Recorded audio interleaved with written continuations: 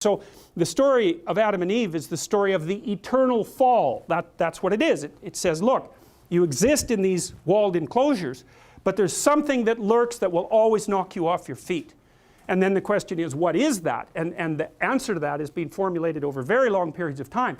Partly it's the probability of predation itself. That's the snake, the thing that can come in subtly and undermine you. Okay, but then that's what would you call it? Expanded upward to include the abstract snake, which is that thing that can undermine your conceptual schemes. Right? So you have your actual territory, and then you have your abstract territory.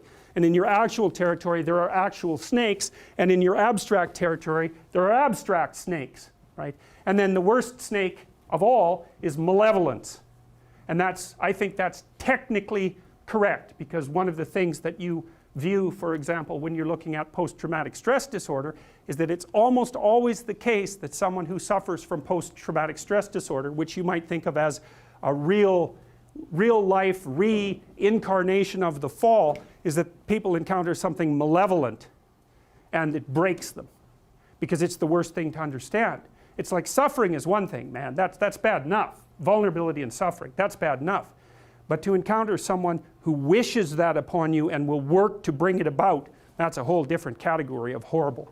Especially when it also reflects something back to you about yourself. Because if someone else can do that to you, and they're human, that means that you partake of the same essence.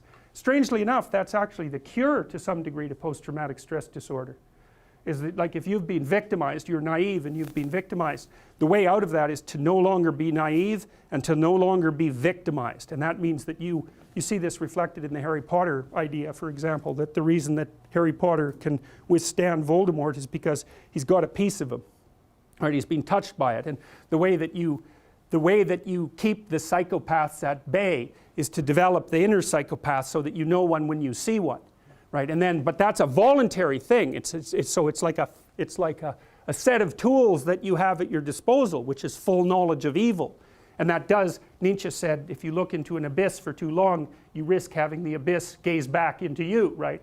The idea is that if you look at something monstrous, you have a tendency to turn into a monster. And people are often very afraid of looking at monstrous things exactly for that reason.